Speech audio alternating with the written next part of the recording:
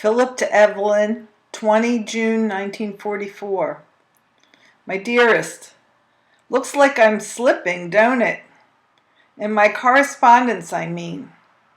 Instead of my usual letter a day, I've been falling into the habit of writing every other day. This isn't as I would have it, sweet, and I'm sure you much prefer that I write every day.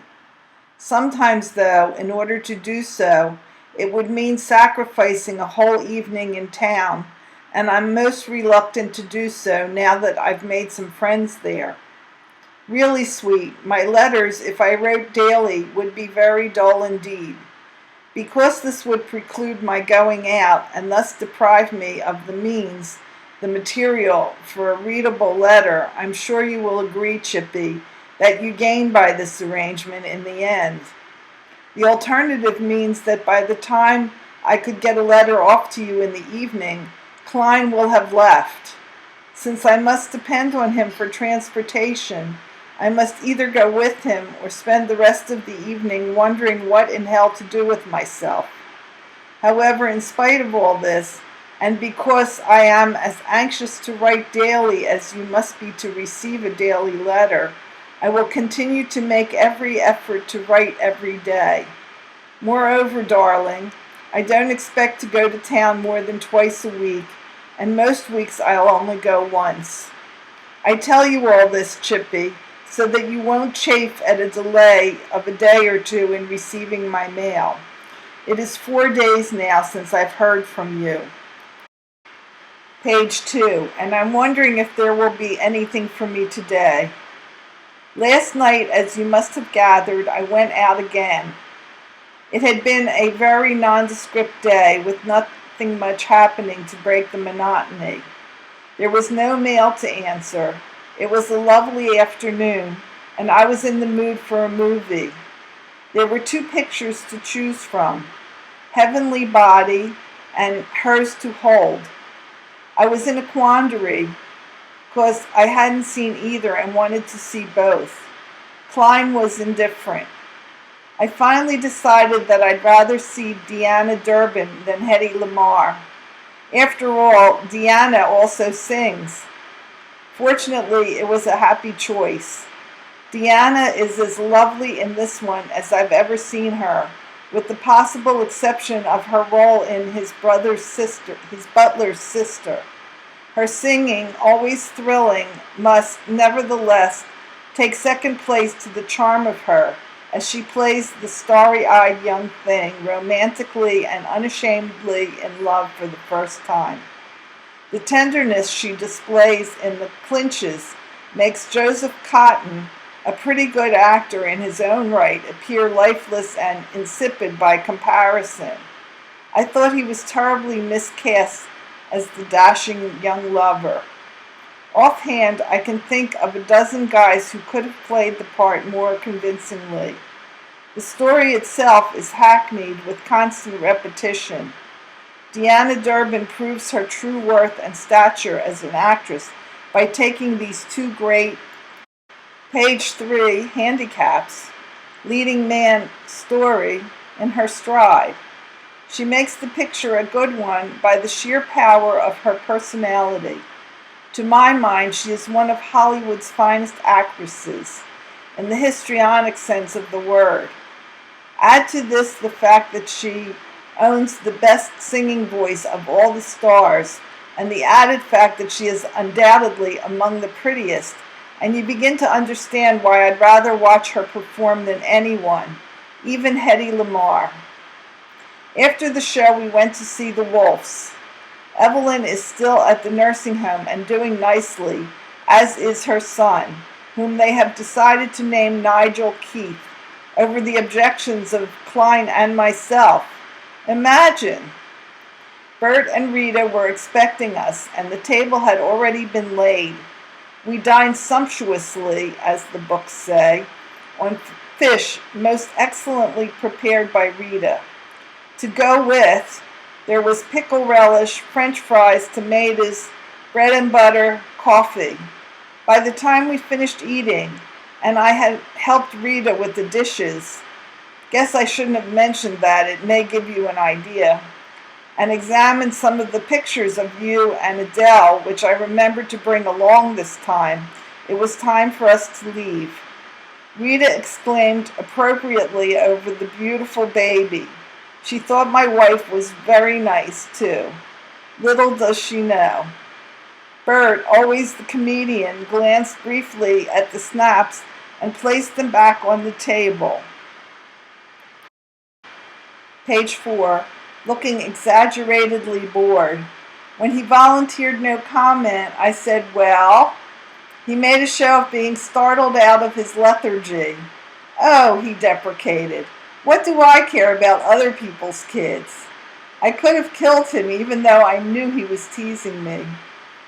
After he had invited us to the bris, which is either tomorrow or the next day, he hasn't decided yet, we said our Cheerios and took off. Klein entertained us with his usual goofy brand of singing all the way back to camp, and so to bed, which just about completes this particular letter. So long for now, baby mine. I'm expecting the package containing the pictures any day now. Hope it's today.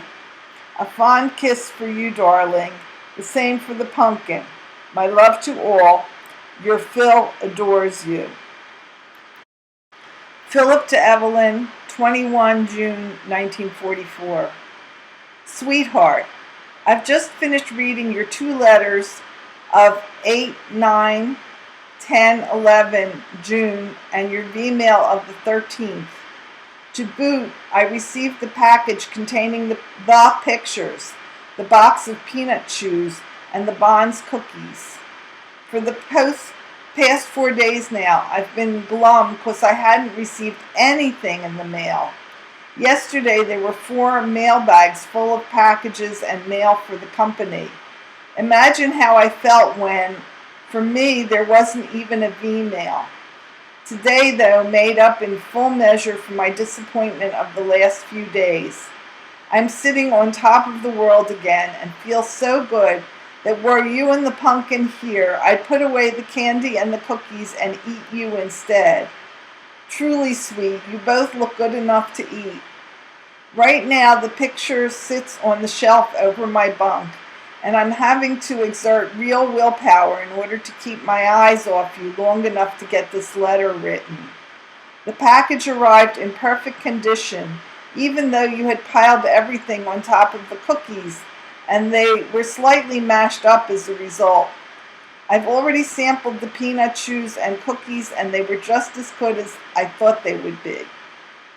To keep you up to date on my doings, Chippy, I'll say a few words about what I've been up to since I, page 2, wrote yesterday, and I do mean a very few words. Last night, having nothing better to do, I grabbed a nap between 6 and 8:30. Then I rode down to the theater to see Kay Kaiser and his gang in Around the World.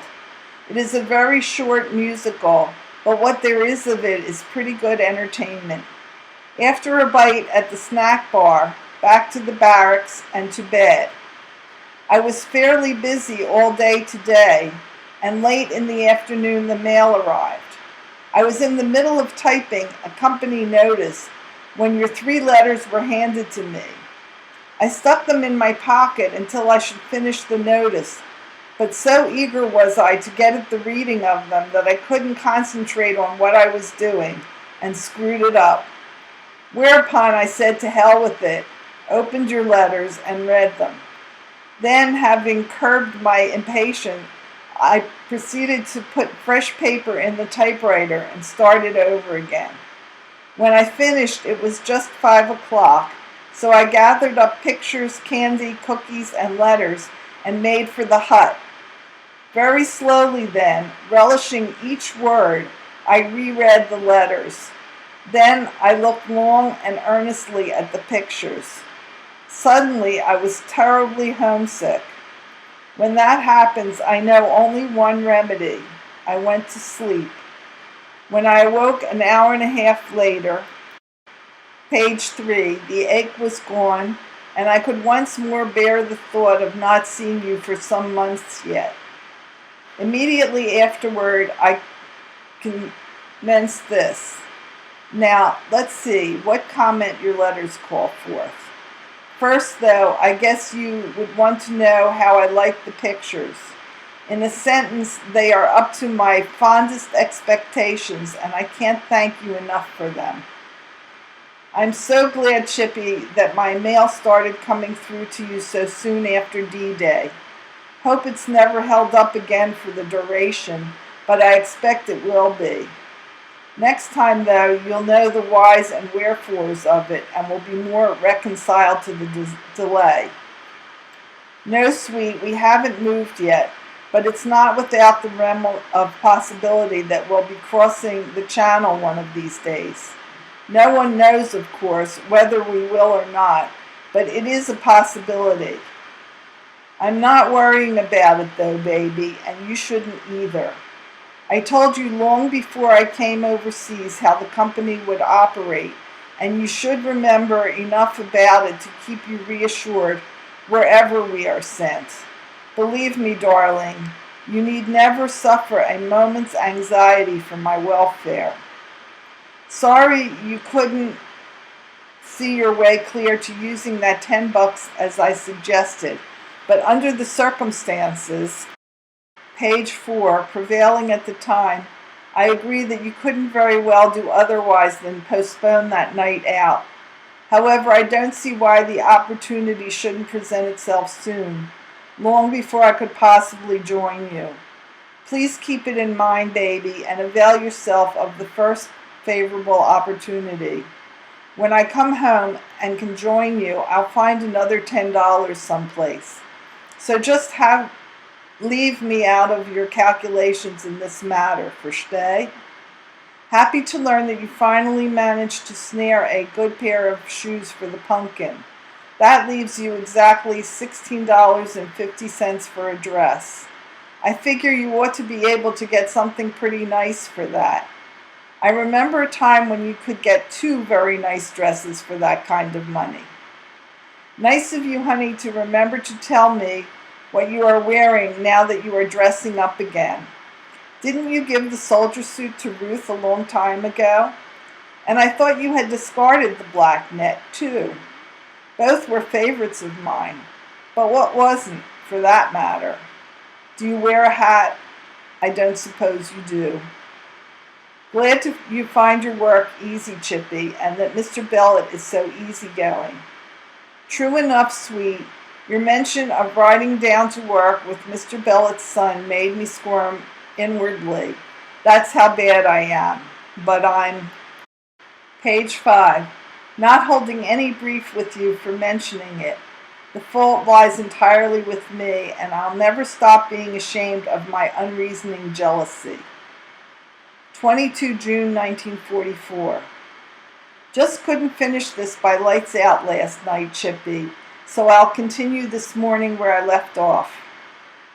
I don't think you're a jerk, sweet, because you gave Miss Hahn a break by helping her out when she needed you so badly. Especially if, as you claim, you don't feel half as tired after a day at the office as you did formerly after a day at home. As to that, I suspect you're smearing it on a bit for my benefit. One thing I am happy about in connection with your working. The days will go much faster for you now that you have an added interest to keep you occupied through the day. You'll have a lot less time to think of me, and that is good. Don't forget that 5 o'clock is mine, though. How did your mom take it when Seymour finally left for Camp Perry? Your letter of 10/11 June advises me that your grandmother is in a bad way again. Somehow I can't feel properly empathetic, nor am I hypocrite enough to express the sorrow I do not feel. Of course, it would be nothing less than inhuman to refuse her wish to see Adele again. It proves, too, that, page 6, she is not entirely heartless.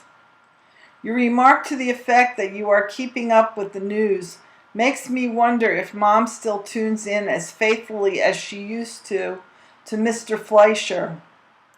The V-mail of the 13th conveys the news that Goldie was finally getting the labor pains. The suspense must have been terrific. I expect to hear that Dennis J. Strongen, what a moniker, was born 14th June between 2 and 3 in the afternoon. I'll also lay a little bet that Harry will drive you all crazy at about that time. Well, Chippy, that just about covers your 3 letters, except for your sweet closing paragraphs. To them I can only say that your honeyed words are a soothing balm for the aching loneliness that is always with me. My heart leaps to instant and eager response to each endearment and echoes my equally fervent love for you, my dearly beloved. Never will I aspire to a greater joy than the one I await now with the greatest patience I can muster, that of holding you once more close to the heart that beats mainly for your sweet sake. My love to our daughter, who, as time goes by, lays increasing claim to that same heart. My love to all, and don't forget to include the newcomer, my first and only nephew, the inimitable Dennis J. Can't get over that name. Always your Phil. Letter from Ruth, Evelyn's younger sister, dated June 21, 1944. Dear Phil, how are you? I am writing to you from Atlantic City, and I'm going to stay here all summer. I came here the 17th, and I'm staying with Mrs. Cohen again. We came down by car, and the ride was, page 2, wonderful. The weather here is beautiful, and I love it here. I'm going home in July for a few days, since Seymour is expected home sometime that month. That's all the news, so I'll end my letter here. Love and kisses, 45, Ruth.